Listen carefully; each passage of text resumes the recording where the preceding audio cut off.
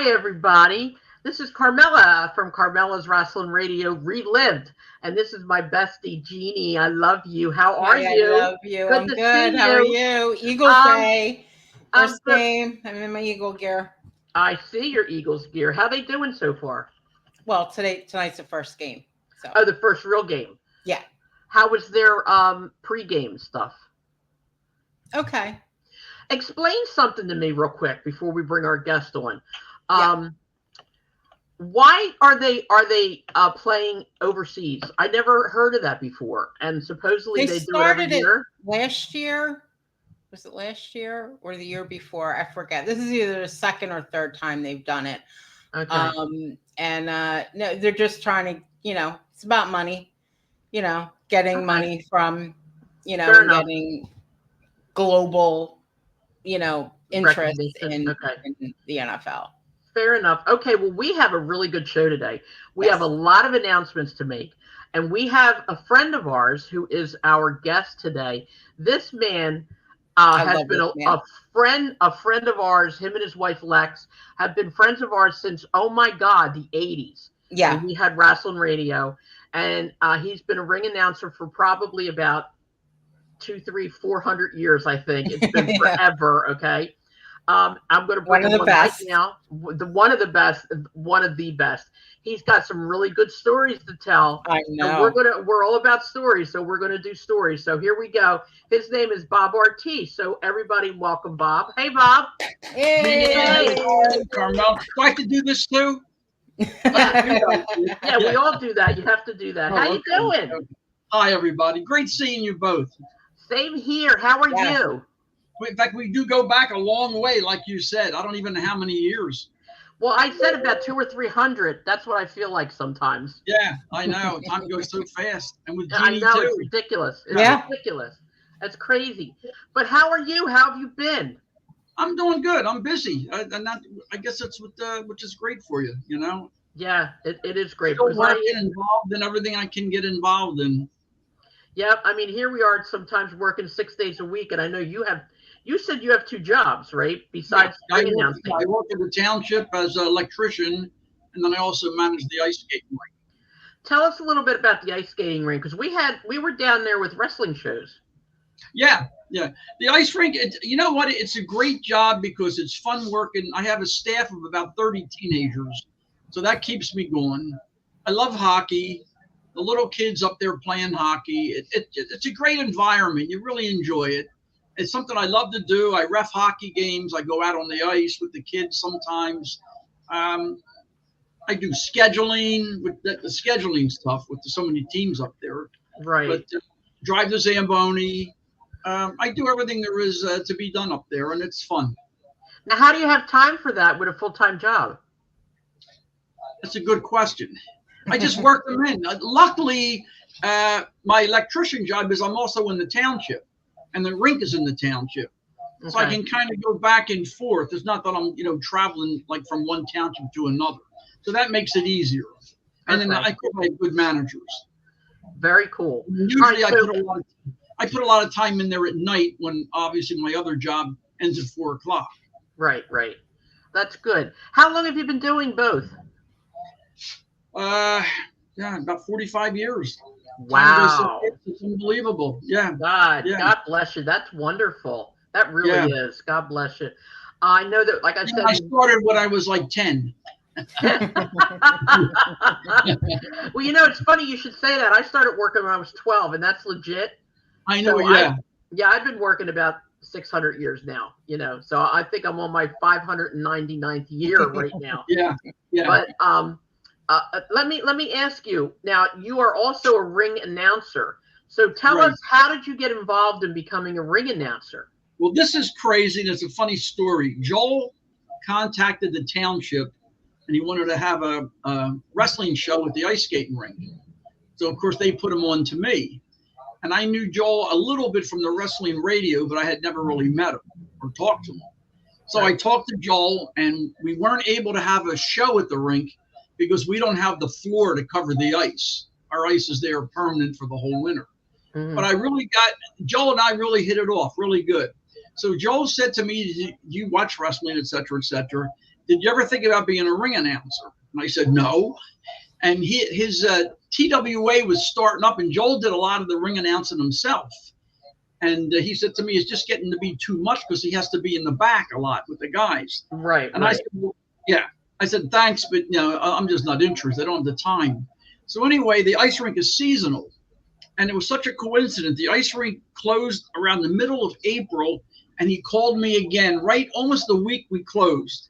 And he said, I have a lot of shows coming up in the summertime. Would you consider it? I can use somebody. At that point, I figured, let me try it. So that was really what happened. And I remember my first show was at the sports bar, and I was so nervous I forgot my own name. I'm serious. And because I had never done anything like that before. And but you know what? The TWA guys, of course, that was the first show I did with those guys. They were super. And it really went over well. Yeah, we all made it really work well. Oh, that's good. I'm glad. Now, how long have you been doing it now? I think about 15 years, give or take.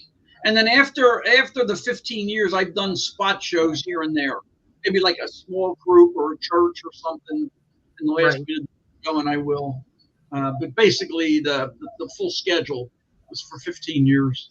Cool. Now, it was a lot of traveling. It was a lot of traveling, working it in with my regular job. Of course, the good thing is ECW was on weekends. So I would take a vacation day on a Friday, fly out, and then I'd fly back in like real early Monday morning. And I'd be back at work like 9 o'clock. Wow. Now you remind me of me when I was younger and I used to hang out with the wrestlers.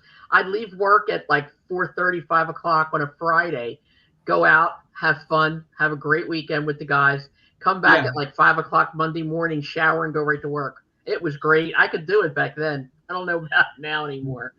But I wanted to. Funny. I remember I'd be sitting in my office at work on a Monday, and I think to myself, my God, last night I was in New Orleans.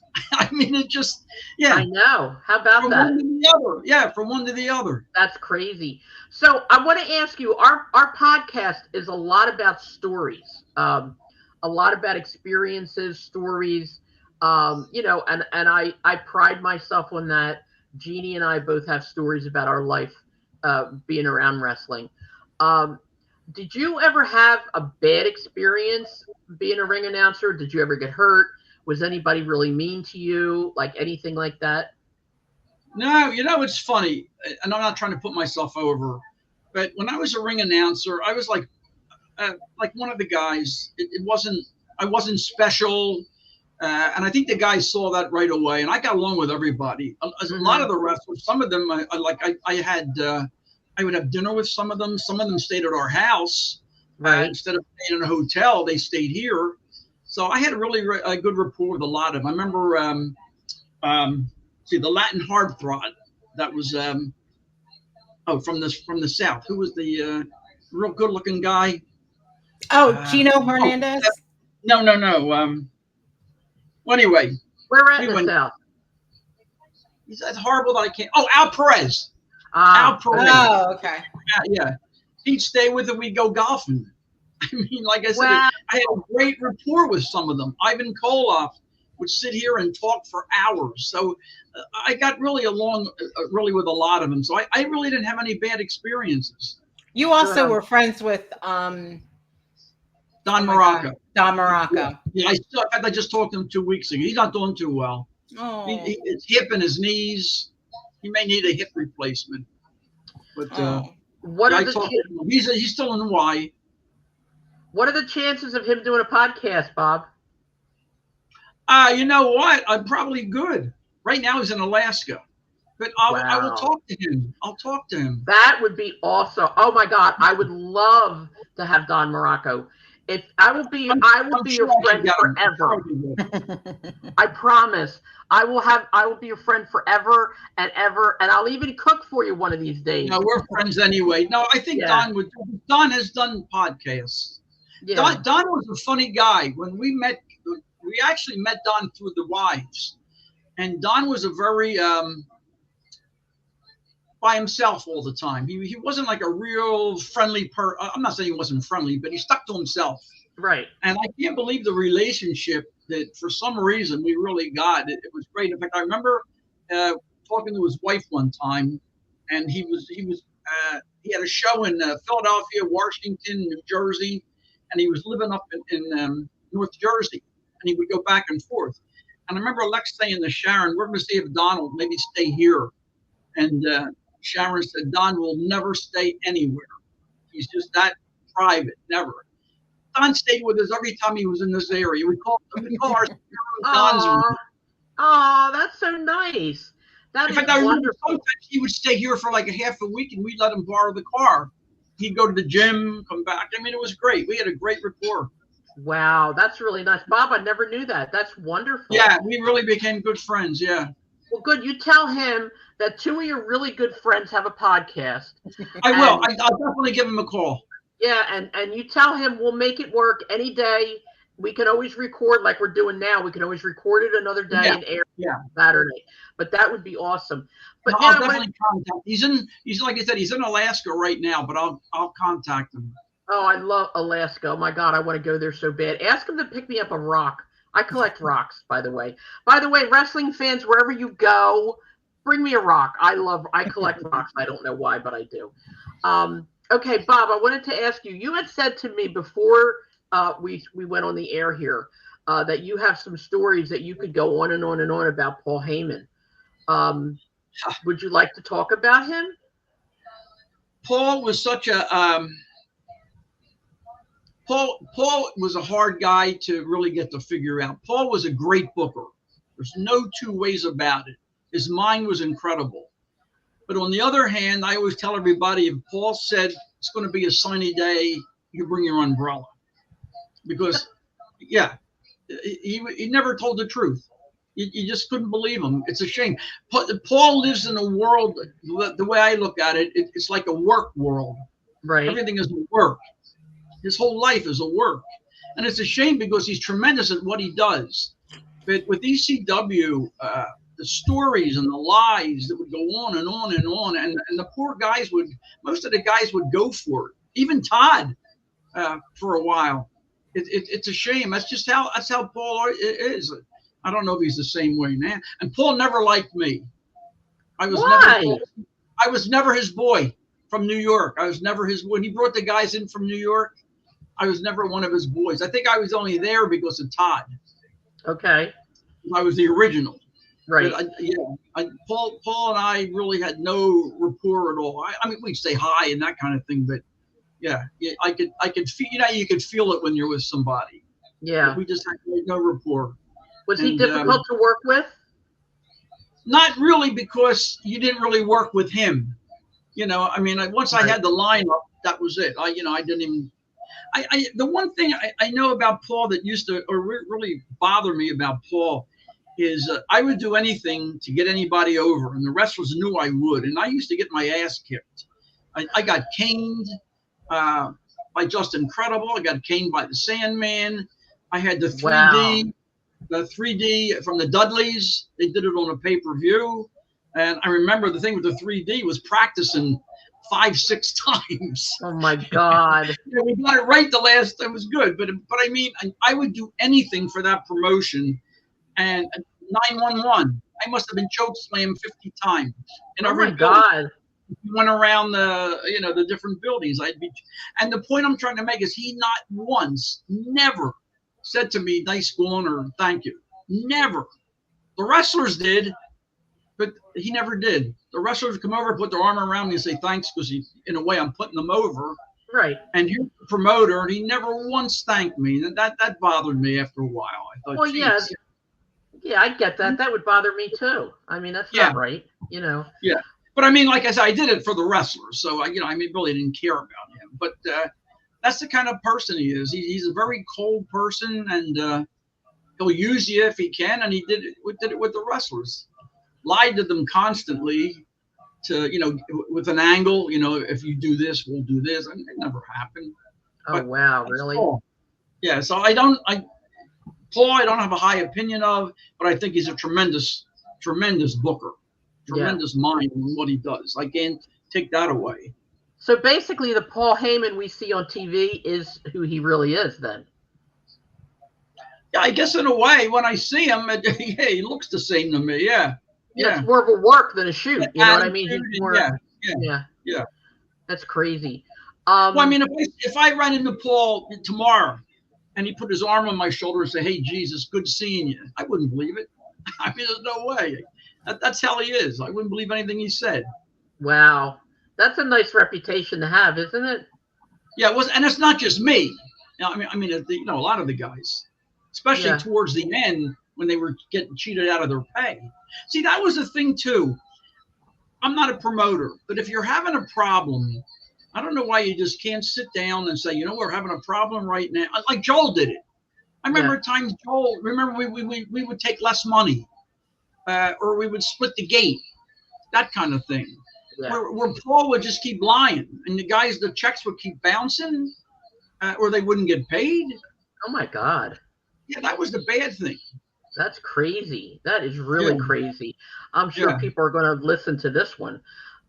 Did you ever have an experience where somebody put you over, or like, went out of their way to, um, you know how like sometimes a referee will try and break something up, and the wrestler will get in the referee's face, and the referee like hits them or pushes them away, and they get the referee over. Did any of that ever happen to you? No, no. The only thing that Okay. happened funny with me is when the wrestlers would come over to me and supposedly whisper in my ear how they want me to, change their name. And of course, I already knew what we were going to do. Yeah. What they would say to me sometimes was incredible. Oh, can you tell me some stuff? I remember one time, was it Bam Bam Bigelow said to me, "Your wife's hitting on me in the back." Um, yeah, they come out of the blue with some funny things, you know. How did you not crack up? Well, I guess you get good at it. Cactus Jack was, oh God, Oh, I can I'd only like, imagine. yeah, And then a couple of times Todd would Todd would like come up to the ring and he would give me a piece of paper like I had to make an announcement, and I'd read the paper and it would be like "F you" or something like that to make me laugh, and I'd have to come up and say, "There's a white Toyota in the parking lot. Your lights are on," like I'm reading the card, Oh my That happened a God. lot. Yeah, there's a lot of fooling around. That's funny. I think that's Shane Weathers hysterical. was one too. Shane had always something to say. Yeah. I love it. I just absolutely love it. I think that's awesome. I'll tell you another funny memory I have. It was really great. When Abdullah the Butcher was working with us. Now Abdullah shows up in a suit, a white shirt and a tie. It's incredible. And he would be in the back room sitting there with a cigar until he had to wrestle. And I forget what the match was, but he was right behind one of the walls. And the walls were like a plasterboard. And one of our wrestlers threw somebody through the wall. And I remember the wall going down and Abdullah sitting there with a cigar, dressed in a suit. It was just so funny just seeing him there. Oh The my wall went God. down. Yeah, yeah. That I don't know is if it was too the funny. enemy or one. I think Johnny Grunge went through the wall and everything collapsed and he was just sitting right there. It was funny reaction. That's funny. I mean, you got like some really good, incredible stories. We're definitely going to have Yeah, yeah. No, we're definitely going to have you back on again. But I wanted to ask you a few more things. We have something coming up next week that Jeannie and I are going to hopefully try to go to. It's an ECWA show with Ryan Kavanaugh. Do you know about that show? Oh yeah, they're good shows. I mean, I've seen Jeannie there. In fact, I did a couple of the shows, if you remember. Yeah, they're really good shows. They get some great workers, and they have good storylines. That's a good independent promotion. Yeah. Well, I'm going to read the card, okay?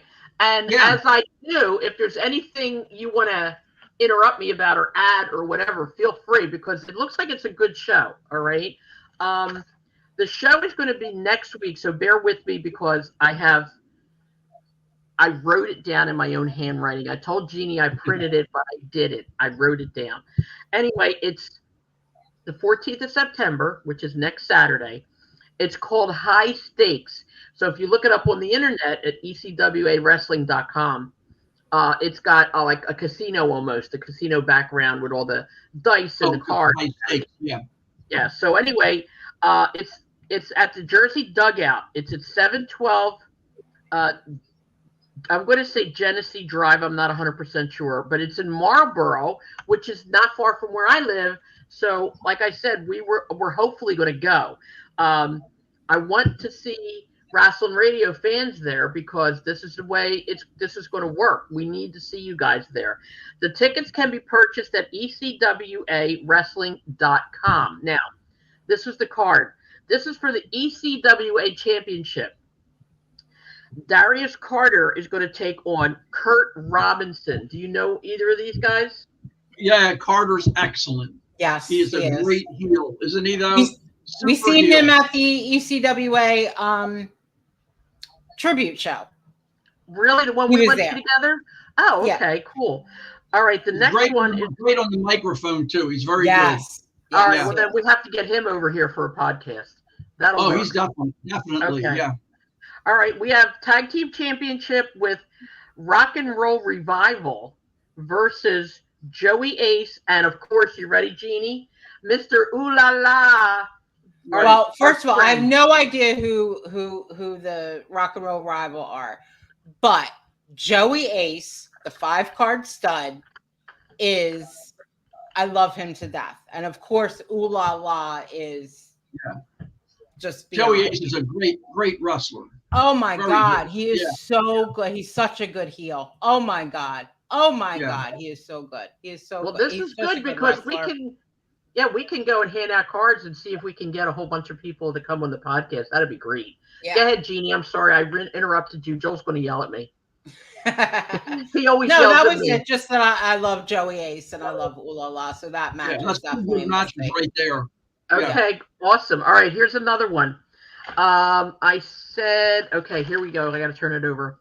The Legacy Championship. This is L.A. Vin, as like Vin Diesel, versus Rog with a G, Travis Lee. Do you know any of those, Bob? Yeah, I know that. Yeah, I know who they are. Okay. Who's with Travis Lee? Because it's a tag team? No, it's a Legacy Championship. It's L.A. Vin. Oh, okay. Oh, yeah, Vin against Lee. Okay, yes. Right. Yeah. Both good. Yeah. Okay. This next one is Clutch Rockwell against JD against JD Luscious. Okay. Yeah. Now this match didn't have a name. They didn't get a name. And I asked Ryan about it, and he said that JD Luscious actually has a belt, and he said he walks around with that belt because he thinks he's a champ. So I said, "Oh, that'll be cool to see that." All right. So after that, we have Eric Martin versus. Yeah. Wait a minute. Hold on. Eric's been around for a while. One of the Russians with King. Hold on a minute. Eric Martin versus one of the Russians with King Reginald. Oh, King Reggie. Yeah. Okay. Oh, okay. Yeah. Yeah. All right, and then we have everybody, right? Yeah. And then we have Reggie. He what? No, I said Gene knows Reggie. He's been with quite a few teams. Yeah. Very cool. Yeah. And Eric, he was ECWA. Yeah. He's been in. He trained. Mike Keener trained him, and he started out, and he was part of the ring crew, and everything, and then he finally started wrestling, and he's a well, the funny thing about him, he was always like a comedy manager for a while, and you didn't realize he could wrestle. But he, like you said, he's a good wrestler. King Reggie, yeah. Reggie is the comedy. I was saying about Eric Martin. Oh, no, I'm talking about Reggie, yeah. Yeah. Oh, yeah, Martin's been around for a while. Yeah, Martin's a good wrestler. Yeah. Bob, did you do anything to the volume on your computer? Because we're getting a little bit of feedback. Let me cut it down, yeah. A little bit, yeah. Is that any better? Farm, I think it's you, actually. Me? I think. Is that better? I don't know. Let me see. I don't know. Let me try something. How's that? Any better? No. No. All right. How's this? It seems like it just started. It wasn't like this before. Oh no, I haven't done it. No. Yeah, I haven't touched anything. I haven't either. But all right. Let me turn my phone off. I don't think it would be the phone, but Do you have the phone? No, it's near me. Let me turn it off. Okay. I don't know if that would be doing it if I just turned it off. Let me see. I think it's better. No, it's not better. But anyway, forget it. Don't worry about it. Okay, the last match is a territory championship with Abs Armstrong versus Chris Wilde. Well, Chris we all Wilde. know Chris has been around forever. Yeah. Abs Armstrong he's good. That'll be. I'll tell you what, they're all good matches. Anybody who hasn't seen ECWA, this will be a good show. No two ways about it. Well, God willing, we're going to go. And, we'll see what happens with that because we want to get a whole bunch of people on the podcast, so that'll work. But I do want to say to Brian Cavanaugh that I got to give you props. You put on some good stuff. And I am very grateful that you are friends with us. As far as that goes, I'm very grateful, and I am truly invested in promoting your show and trying to help you along as we go along. You're going to help us as well. But don't forget, next Saturday it's in Marlboro. Okay, so let me add something. He's very professional. I've worked a couple of times for them. He's a very, very professional promoter. He does a great job, and he's very organized. Yeah, he is. He was great when I had just met him when we went to that ECWA show, and he was very kind, amazing. I talked to him on the phone now a few times since then, and he's been wonderful. So, so far so good. Everything's been great. And he shared our podcast that he was on with us, and we wound up that show getting like 2,600 listeners or wow. viewers. Yeah. Wow. So I said to Ryan, I said, come on, maybe share all our shows, Also, I wanted to talk about, we have an event coming up, and we keep telling everybody to save the date. It's May 3rd of 2025. Bob, you've heard us announce this date before, correct? Yeah. Well, right now, there is a building and there is a contract. That's all we're saying right now. But keep listening. Keep listening because good things are coming. Okay? That's all I'm saying. Keep listening because good things are coming. We're also going to announce, again, to please sign the petition for the banner. There's a banner that we want to have raised to put it in the 2300 arena where Joel's ECWA was the ECWA, the ECW more than the ECWA. Really good stuff and honors 5 people to come up the area. Good Heart, the late Larry Winter, Tony Stetson, Johnny Hotbody, and DC Drake. DC Drake, God willing, will be on our show next week. Okay, so everybody for that too. So we're going to, when we post our show, we're going to post the banner again. Bob, now you knew all those guys, and did you sign the petition yet? Well, I did. Yeah, good. How about Lex? Did she sign it? Did Lex sign it, Bob? Yeah. Good. All right. I'm trying. You asked me for funny stories. You have a second? You just mentioned. No. You just mentioned the wrestler. God, I miss him so much. Is Larry Winters. He and I had so much fun together. Larry was, besides being a wrestler, he was a big hockey fan. And he would come to the ice rink with his sons and skate Sunday morning. And he couldn't skate. I'll tell you that right now. All he would do was stand. We would just skate around him, stand with his hockey stick. And I remember that we used to go to hockey games together, and he always knew how to get there and always get us lost. He always had a shortcut or had another way to go, and we'd always get lost. It was unbelievable. But some great stories with him. He used to work. He worked for PennDOT, right, Jeannie, on the street lights. Yeah.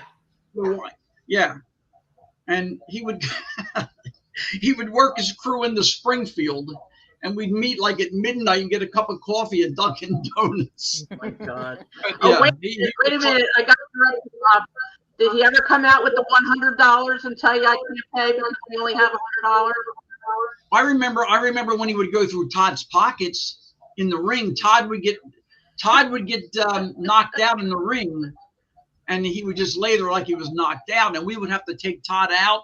He would go through Todd's pocket because Todd couldn't move. He was knocked out. Oh my God. He would take all the change out of his pocket, and Todd would just be laying there, and he couldn't do anything about it. It was so funny. And I'll bet you he never got that money back, did he? Probably didn't. And I remember the one time. Now that it's over, I wouldn't bring it up. It was still wrestling, but he had some kind of illegal. I think he was a car accident or something. But it was some kind of a legal problem where he couldn't wrestle for a certain amount of time. He couldn't be. Obviously, he couldn't.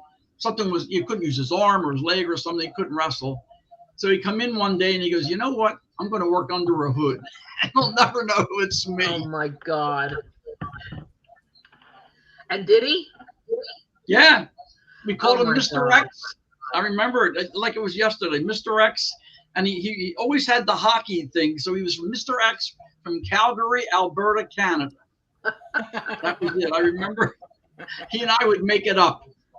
Oh my God. He was special. He was special. You know what? He was special. I showed a picture. You know what? I think I can pull it up. Hold on a second. I'm just learning how to do some of this by myself. We always had help from Brian Trammell, God bless him. But I'm going to try to bring this up on my screen. Hold on one second. Let's see. Here it is. Okay, this is a picture of Larry at my house holding my daughter. Okay. Now, my Celeste, I'm going to move this. There you go. I hate having to do that. There's got to be a way that I can put that picture somewhere else on the screen. I don't know how to do it yet, but I'm going to find a way. Anyway, pretty good, though. She brought it up. Larry was at he was always at my house. Everybody was always at my house. But my daughter is 40 years old now. So that was 39, almost 9. Yeah. He was a great man, and he was a good person. He had a really good heart and a wonderful soul. He really did. But you know, God takes all the best ones, they say. I guess that's why I'm still here. So tell us about another story. If you have another story, do you have any stories with WWE wrestlers besides Paul Heyman? No, not. You know what? I was disappointed with the WWE. I did a couple of the shows, and Lex and I also went to a couple of the shows at the Core State Center. I wasn't doing them, but we got in anyway. I wanted to say hi to the ECW guys that were with the WWE at the time, Dudley's, and I was surprised. I'm so used to wrestlers having such a camaraderie. The WWE, there was none. It was no one. Everybody had their own rooms. I was never so surprised in my life. You'd walk the hallway, nobody would be there. Everybody had their own rooms. I mean, I'm used to ECWA, ECW, Tri-State, where we all had a great time and everybody really, really loved each other. I was shocked. The WWE, it's not like that. Not anymore. It's all egos. It's all egos. Yeah. Years ago, when I was involved, okay, we're talking 40 years ago or more. That what the WWF was like. Right. We would all go down to the Marriott Hotel. Everybody would be in each other's rooms. Everybody would be having a blast. We have fun. No, it's definitely not like that anymore. I was disappointed. Lex and I were walking through the hallway one time, and The Rock was coming around the corner. He ignored us. Did he really? Really? Yes. Like I said, I'm shocked. I was really shocked at a lot of them. It's almost like they're walking, talking to themselves, thinking about stuff, and they don't know anybody around them. Or like I said, I don't know how. Obviously, they have to get together to talk about their match. Right. Other than that, there's no camaraderie. It's all about money. That's the thing. It's all about money. Like I've said many times, like we talked about how important it is for the people to see wrestlers, to talk to them, to find out what it's like to be a wrestler and a human being at the same time, you know. And years ago it was like that. We could do that. Well, we used to go back to the hotel. You would see that. Yeah. And like you said, wrestlers came to your they stayed at your house. Wrestlers came to my house all the time. Oh, I know. Not anymore. And that's just it. Anytime, if you want to get to meet a wrestler or see a wrestler, you can't go to the airport and pick them up. It's not like that anymore. You have to pay. You got to pay for it. You have to pay for. You have to pay for pictures and stuff now. It's incredible. You got to wait in line and pay. And the prices are ridiculous. You know, it's never do that. I will never pay any money ever to see a wrestler ever. That's like that time Jeannie and I wanted to see Ivan Foot. I saw him a few years ago, and when I went in to talk to him, I said to him, "I want a picture with you, and I'm not paying you." And right. he said to me, "You have never paid for anything for me, and you will never do it." So we got pictures, and you know there was no pay. Crap. I mean, it's ridiculous. And I've been saying all the time, do one visit, one autograph session, one picture session for free, just one. Yeah, no. They never will. Well, I'll tell you where Morocco impressed me. The very first time I had gone to the ice skating rink for personal appearance, I really didn't know him. It was before we really got to be friends. And when he was leaving the ice rink, he was wrestling that night in Philly. And we gave him an ice rink shirt. And when he was leaving, he said, "Are you guys coming tonight to the wrestling show?" And there was about 6 of us right there. And we say, "Well, we weren't. We didn't really have tickets." We said, "Come down and I'll have tickets for you at the box office." So 6 of us went down and we figured, yeah, this is really going to work. I went up to the box office and I said, "Do you have tickets for Artis?" He says, "Yeah." He goes, "There's an envelope from Don Morocco." And there they were. The tickets were there. Wow. And when Don came out to wrestle that night, he had our ice rink shirt on that we had given him. That was really neat. That's nice. That was really neat. Yeah. So well, see, today, yeah. And today the wrestlers are not allowed to do that. They're only allowed to wear shirts in the ring that advertise what the WWE wants them to advertise. Yeah. Years ago, they would advertise anything for you. They would, you know, one time Ivan wore a shirt in the ring. He got in trouble for it. Yeah. A long time ago. But, you know. Like Jeannie said, it's all money. It's all money. Yeah. And they don't care about the fans, and that upsets me, you know, because they're in the ring and they're like, oh, you know, the WWE universe and all this other stuff. Yeah, you're the WWE universe as long as you stay over there and we stay over here, you know, and that's as far as it goes. So let me ask you another question. Did Lex ever have working all this time, being an announcer and running around, or did she go with you? You know what Lex used to do? Like in the beginning with Tri-State, Lex used to be the one that would take the clothes back to the locker rooms. Okay.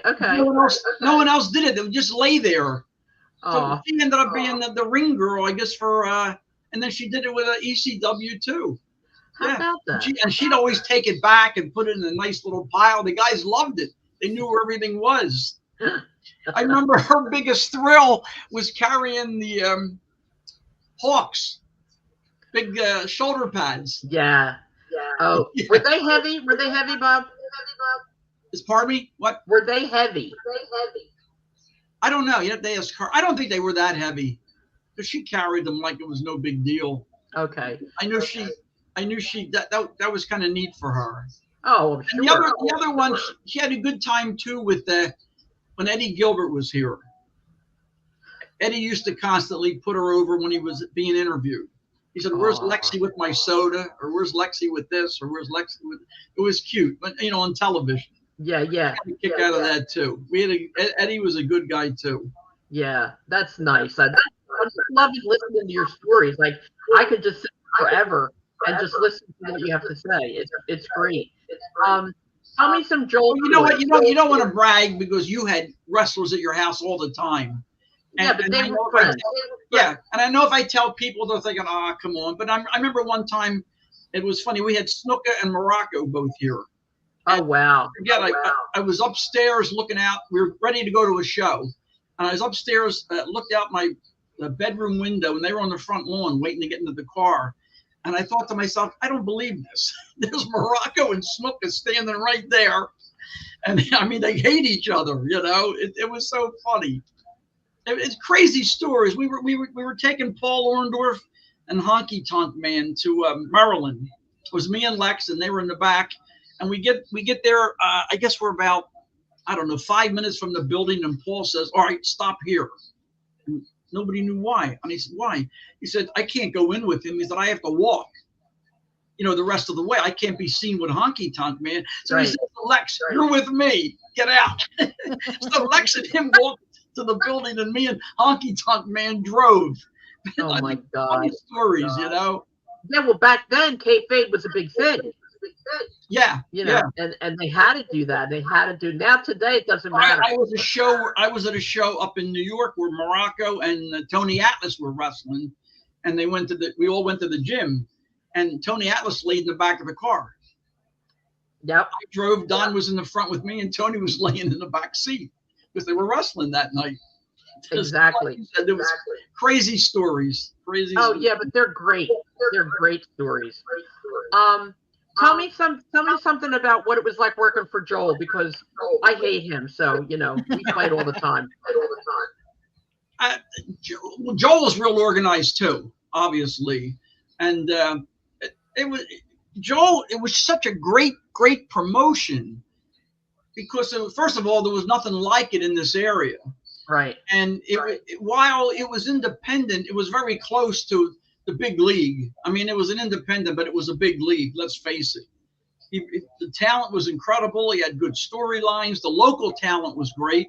And then he would bring these people in that we had never seen before. That was, oh my God, those shows at the Civic Center, they were incredible. I mean, the excitement, the camaraderie that went on in there, and the charisma with these different guys. They were great. They were probably some of the best shows I've ever been involved in. And actually, I wasn't really involved with a lot of the Civic Center shows. Right. Todd would announce them. Now, let me ask you a question. How involved were you with, or how much of the Rasslin Radio era were you a part of? Did you see our shows when we put our shows on? Oh, as soon as I heard about it, I listened to it every week, and then sometimes I would go down there. We would go down. Yeah. Oh yeah. Right, I'm going to ask you. That was part of my Saturday morning. Both of us, me and Lex. Well, I'm going to ask you an honest question, okay? And I'm going to put you on a spot a little bit. All right. Yeah. All right. People have said in the past that ECW was created because of what Rasslin Radio started and what Joel continued when he was on his own. A lot of people are saying that the Attitude Era would never have been the Attitude Era. A lot of the stuff that happened in WWE would never have happened. Do you agree with that Rasslin Radio and the TWA actually were responsible for creating a lot of these different eras? I would say Tri-State helped establish ECW. And then ECW went crazy once Paul got in. Like I said, he was a great booker. And then between Tri-State in the beginning and ECW now, we changed wrestling. There's no two ways about it. I mean, I was part of wrestling being totally changed. As it is today. Totally. But isn't it sad that no one will acknowledge that? That's the problem. They weren't around. Yeah. See, right away, it's WWE. If it's a WWE person, nothing happened before WWE. I mean, you take some of your matches with, say, Larry Winters and DC Drake, or Johnny Hotbody, Tony Stetson, McGonigal Hall, all over the building. That's what ECW did, and that's what they're doing now with WWE. And AEW. Yeah. I mean, DC Drake was probably one of the top heels in wrestling going back in the beginning. I mean, he really was. I can picture him right now. Yeah, and a lot of people forget he also he had the manager valet of Woman, Nancy Benoit. Yeah. Of course, it was Nancy Benoit, but yeah. Well, see, that's the thing, and I'm going to go out on a limb here again, and I'm going to say that when Rasslin Radio started, Joel continued. Definitely. And I think that changed the, like you said, the current status of wrestling, period. Well, when we started ECW, you have to remember that we were all from Tri-State. Tri-State folded, and me, Larry Winters, Steve Truitt, and Lex, we said, this can't stop. We got to keep this thing going. Right. And when we said keep it going, we were thinking Tri-State. And we needed somebody with money because we had to to run the first show, we had to have a bond. So right away, that's where we thought of Todd. And we only knew Todd. I didn't really know Todd that well. He was a ring announcer for Joel for the big shows. So that was the only way I really knew Todd. We really didn't talk at the shows. Todd kind of stayed by himself too. So then I think I called Todd. No one else, wanted. I said, I'll call him. And we met with Todd. And then Todd liked the idea too. So actually in his office is where it started. But it was basically all Tri-State people just trying to continue it. So ECW, when it was Eastern Championship Wrestling, was a continuation of Tri-State. Right. Just changed the name, used the same wrestlers. So everything was the same, really. Exactly. And then it started to change with Eddie. Eddie would bring some different people in, and then Paul. And then it grew, but it still was basically like Tri-State. I think if the ECW was today the way it was then, it could, with extra money and more people, it could go up against the WWF, WWE, AEW. Easy is right. Yep. And I think deep down inside, Paul Heyman knows that. The action rate in ECW couldn't be beat. I mean, you got your money's worth when you went to an ECW show. And there were surprises. People would, now, I don't even watch it now. No. Now, maybe it's because I'm older, but I don't even know who's who. I get so tired of all the talking in the back. And then when they're in the ring, they're ready to wrestle, and the music hits, and they all look at the curtain, and somebody comes. It's like a soap opera. Yeah. Well, unfortunately, I still watch it because I have to, and because I'm a wrestling fan. Period. That's not going to change. Yeah, I don't. I'll be honest with you. I don't even. Nobody else. Nobody does. Nobody. The old wrestlers. Nobody does. Yeah. I haven't watched in forever. I only go to indie shows. Yeah. If I'm switching through the stations and it's on, I may watch it for like 2 minutes and then I'll turn it right off. Yeah, Jeannie's the indie queen. So that's what we're going to call her from now on. She's the indie queen. She loves independence, and I don't blame her. I really don't. Because they just work. They work their butts off. Yes. They do. They really do. They really go in there. They get the fans. And there's really no reward because there's not a lot of money. They're not making a lot of money. They're doing it because they love it. Right. Yeah. Right. And learning the trade. And yeah. I mean, a lot of the guys are like, well, you're so, and their dream is, to get to WWE. Yeah. And I'm just like, but why? I mean, now that Vince isn't there, I guess it might be better. You know what WWE misses? Now, this is once again I'm older, and this is what I feel. But when I was younger, the wrestlers had so much charisma that when you were waiting for a match, you couldn't wait for the next wrestler to come out. I watch the WWE now. I don't even know who the hell is what, or a lot of it's comedy.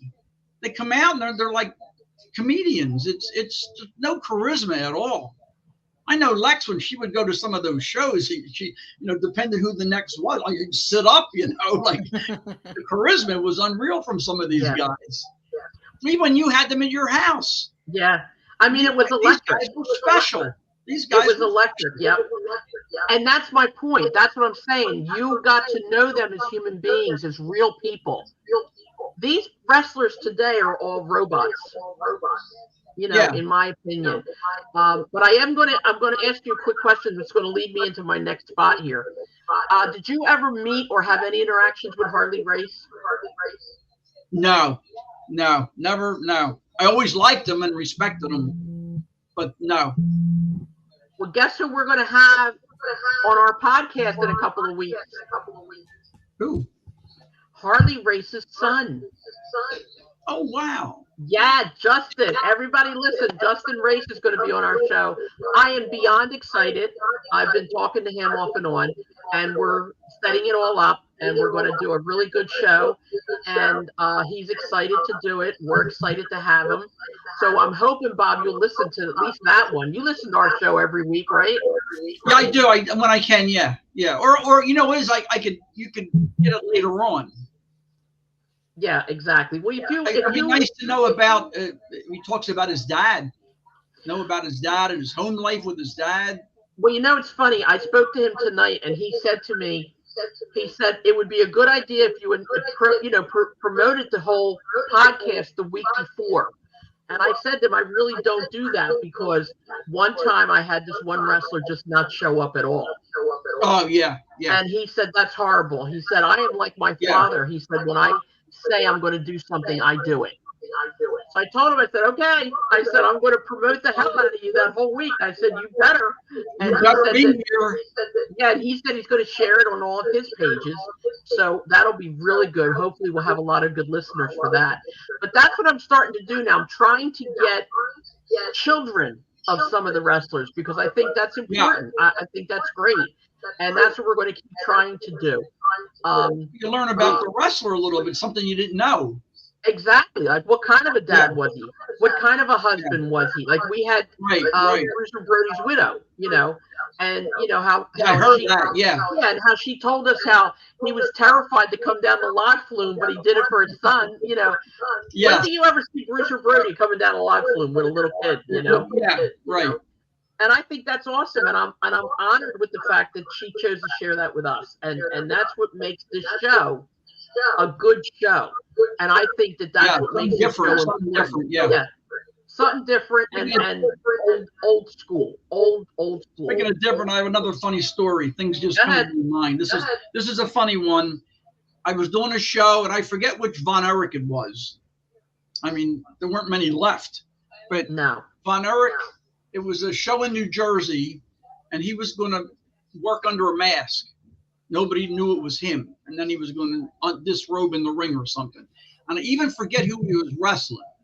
But he was going to be, parts unknown, mystery and all that. So anyway, we're all ready for the match.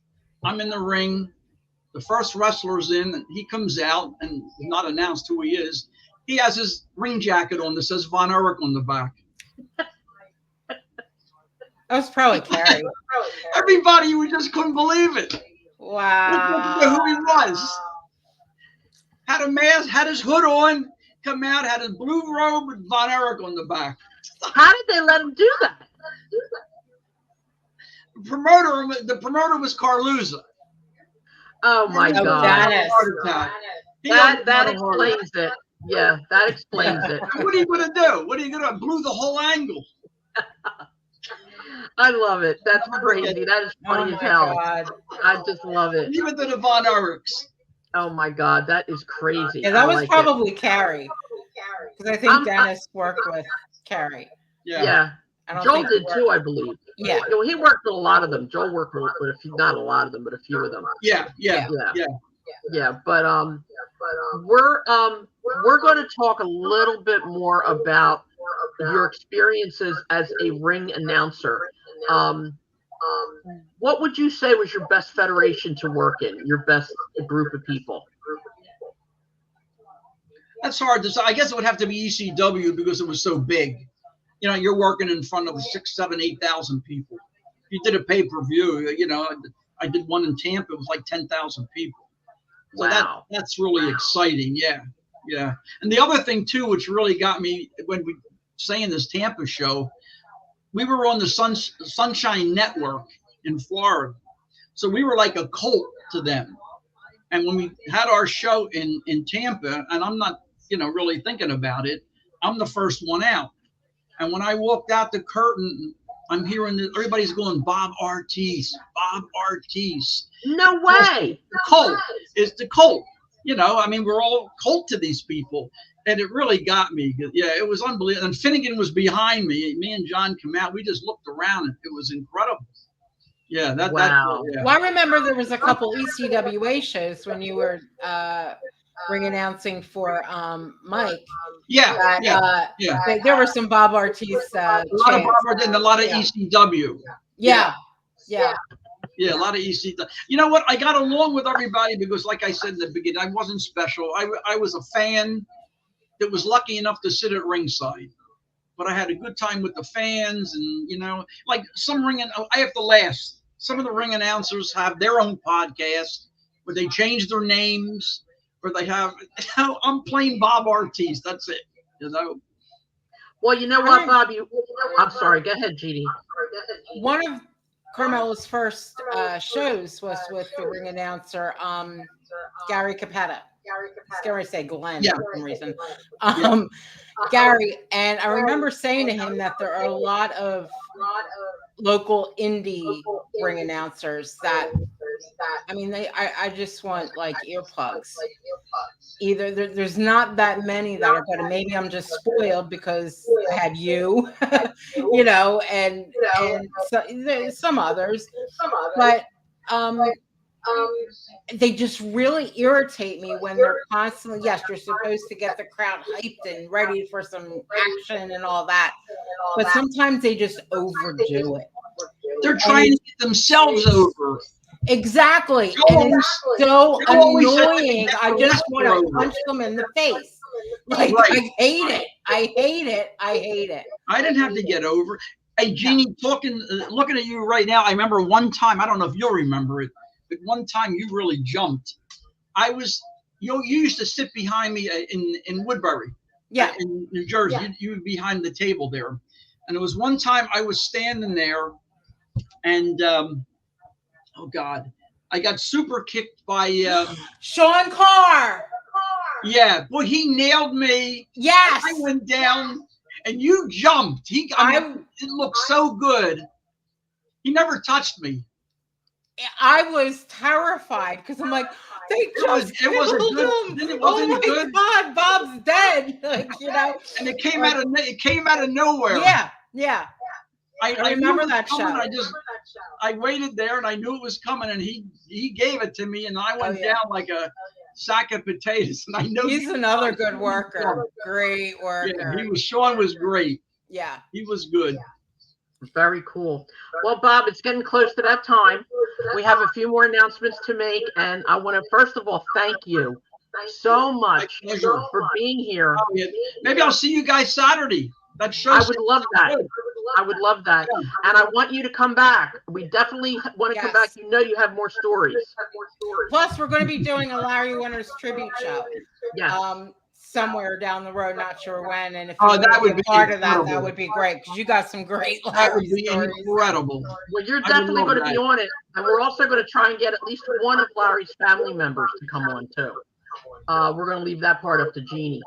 But just want to re-announce again, Bob Artiste, ring announcer, extraordinaire. You're a great friend. It's been an honor to be your friend all these years. It's been my pleasure. It's been an honor to have you here today. Please keep the rest of your life open for us because you're going to come back. Yeah, we have fun. We had a lot of fun. We did. Yeah, we did. My pleasure. Great seeing you guys. Thank you so much. I'll be listening. All right. Thank you, Bob. You have a great day. I have to do this. I have to do that. Love you. Here, we got to do this again. Yep. Love you, Bob. See you later. Okay. Bye. Bye. Oh, he was so good. God bless him. I love that man. Him and I absolutely love that man. They are the best people in the world. They really are. And they have the best dogs. Yes. They do. Yes. They do. Next time we'll have to make him bring the dogs on. I do think Bob might have hit the volume on his computer a little loud, so I have to apologize to everybody because while we were talking, I'm not hearing it now. No, I know. That's what I'm saying. It had to be him. I did everything I could while we were talking on this end to try and fix the the noise and all that. I just think he might have had uh, I don't know, the vibration, the repercussions, whatever, on a little bit too high. That's all. But you know what? It doesn't take away from the show. The show is amazing. He's an amazing man. We have, again, we're going to re-announce that we got future people coming on. I can't believe we have Justin Race. So please make sure that you listen and pay attention to that. Does he wrestle? He doesn't now. Honestly, I don't know if he ever did. There's not a whole lot. I got to do my research. I'm trying to remember one of the ECWA Super 8s, which is their WrestleMania. And Joel was involved in this one. It was a legacy. So all the participants were the sons of. Right. And I want to say Harley, but I don't remember the name Justin. Well, I don't know, because I'll ask him when it gets closer to doing our show. Which is, by the way, if he was on that card, then I was there. So I mean, by the way, the date that I told you is going to change. So I got to update you on that as well. But again, we're going to remind you about the May 3rd of 2025. Yes. Again, I'm please so make sure. excited. I cannot wait. I know. I can't get either. here fast enough. Make sure that you write that date down. It's important. And make sure that you sign the petition. And like I said before, we have over 500 signatures. I believe that Rasslin Radio helped to increase the number of people that were on that petition to begin with. And like I said before, if all of you who signed it, just get a friend to do it. We'll be over the limit that we need in no time. Also, next week, don't forget, Ryan Kavanaugh is having another ECWA show. It's going to be in Marlborough, New Jersey. Go to the ECWAwrestling.com website to buy your tickets. We announced the whole show. Yeah, show starts at 7, doors open at 6. Yes, okay. Very important. Doors open at 6. God willing, Jeannie and I will be there. So, and the one great thing about ECWA shows, although a lot of the shows do that now, but ECWA, I think, started it, is when you get there, you can actually interact with the wrestlers. Exactly. Get a picture, get a t-shirt, And the picture's not going to cost you $500. How about that? No. Usually, I've never been to an ECWA show where they paid for a picture. Obviously, if they're selling if they have their own t-shirts, yes, those, and they're not expensive, like $20, $25, 25, 30, but whatever. Right. But very family friendly, not usually any blood or anything like that, unless an oopsie happens, Well, and also, it's important to reiterate again, these people are just real people. They're not, these incredibly rich and famous stars and that don't have time for you. These men and women actually have time, and they will talk to you, and they will be kind. And, I'm still trying to get a couple of them to do our podcast. I remember we talked to Mr. Wild, Chris Wild, and we talked to Low Key, and we talked to, I forgot the other guy's name with the long blonde hair, but we'll get him. I'll talk to Ryan about that. But it's important to show support for these people. It's so important. That's why like I said, I will never give, Vince isn't there anymore, but I will never give WWE any of my money. No. Ever again. I will never give AEW, not that I've ever had any, no money. But I will support my indie guys, that are working their way up. And they do. Now, again, there's some indie promotions out there that are not good. I've been to them. I'm like, all right, this was a waste of $20. All right, and there you go, $20. The tickets are not even expensive. Yeah, it's not like $200-$300 a ticket. So go. How many people are doing a whole lot of stuff on Saturday night? It's not Christmas. It's not Halloween. And it's $20 for usually. Some shows are a little bit more, but $20 for front row. Yeah. So front row at a wrestling event, Exactly. And as you know, Carm, guys can fall out of the ring and right onto your legs. Right on your legs all the time. All the time. Okay, I also wanted to say one more thing before we close. Yeah. I went to have a stress test yesterday. Yes. And I go to a cardiologist who is literally a saint. Okay, I'm just telling you, he wanted me to give a shout out. And of course, how could I not? Okay. Of course. He did a lot of work for years in the Special Olympics. Okay. Oh. He was one of the doctors, and he also did he had his daughter was there, and he did stuff, with the people, and he was very, very, very involved. And we talked about that when I first met him, and we talked about the wrestlers, and he said he was so impressed at, seeing these huge men just cry, at seeing what these handicapped people can do. His name is Dr. Pasalaris. Okay. It's Laris. He is part of Princeton cardiology. He's a wonderful, wonderful, wonderful, kind man.